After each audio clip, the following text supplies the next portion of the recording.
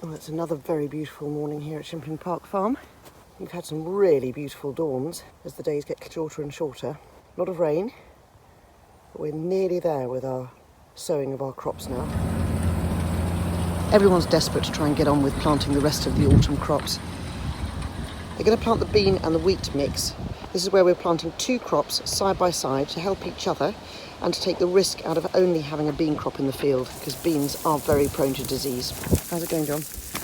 Yes, we just had to stop one cultivator because the tractor's really not big enough to put it in these sort of conditions. So we've still got one going, which is great, and hopefully the sun will come out.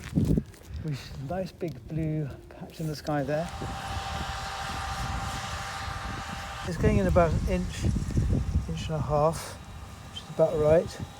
There's a bean there, so that's about right. Okay. Yeah, it's on the borderline of being a bit sticky.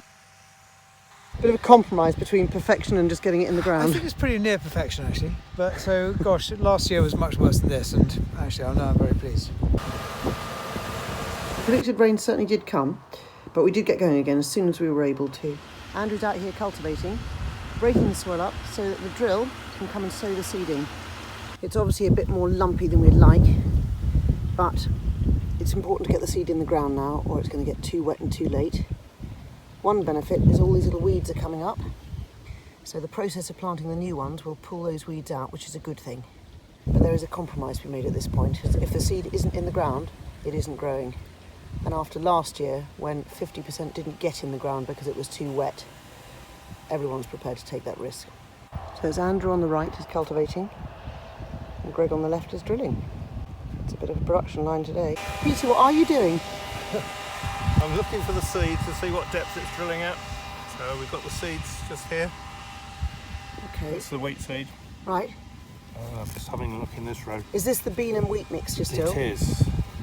Beans in theory should be going deeper than wheat, but as we're doing a mixture, it's got to be a compromise between the two. But it's got to be not so deep that the wheat won't come up. And how's the soil? Wet.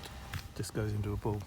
But it will germinate straight away and start growing. How much more to do? I think we've probably got about 3 days. Yeah. So we're getting near the end. Just taking every opportunity. It's supposed to rain again about 5 o'clock tonight. We've got 2 drills on the go at the moment. Greg's over here with one and Sam's on the other. And Peter's dashing about between the two, making sure that both are filled up really quickly and no time is lost at all. All that in the ground by 7 o'clock. Hopefully by 5. We've got rain about 5 o'clock.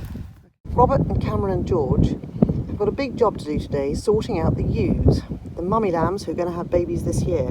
When the sheep come on the farm, they join a flock and they stay with that flock for their whole time on the farm.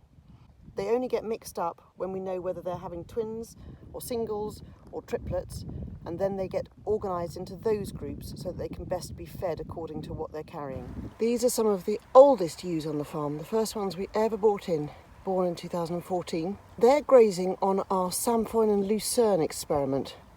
These are little plants that we've planted underneath last year's oat stubble. Their grazing of it is both to feed them and also to see whether there is a different crop in there for us at this part of the rotation. Now all the lady sheep, the ewes, are now all sorted back out into their families or flocks.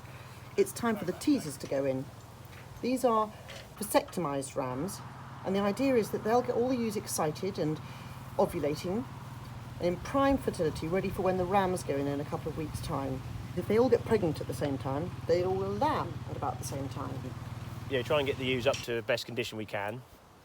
And we've been working with that over the last few weeks, so the ewes have been on some good ground. They are in good order, and they'll take the rams nicely. What does the blue and the yellow mean? That's the rams and the teasers. Aha! They're together at the minute. Got to make sure at this point that they get the teasers, not the rams. Got this the wrong way around, and you have quite a lot of very early lambs. So they're making doubly sure now who's a ram and who's a teaser. Looks like a great fat cuddly bear. That one's definitely an entire ram, so he's going to have to wait 2 weeks before he gets to meet the ladies. Hello, lovely. Have you been helping?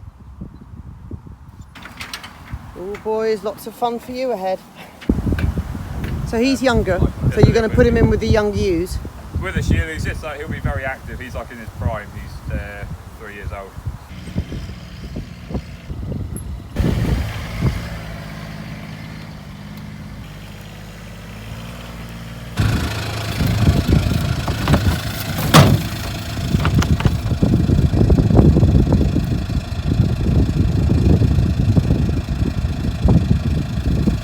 So is this his first time? No, he was working last year. This might well be his third year. He worked at the Ram he was shearing last year. Oh, they're not sure. We've made really good progress with the drilling in among the showers. There is still quite a lot in here that needs to be in the ground. Well, shortly the rams will be going to meet their ewes and start the life cycle all over again. And fingers crossed we'll have finished planting our cereal crops until the spring. Thank you so much for all your feedback. I'll see you next time.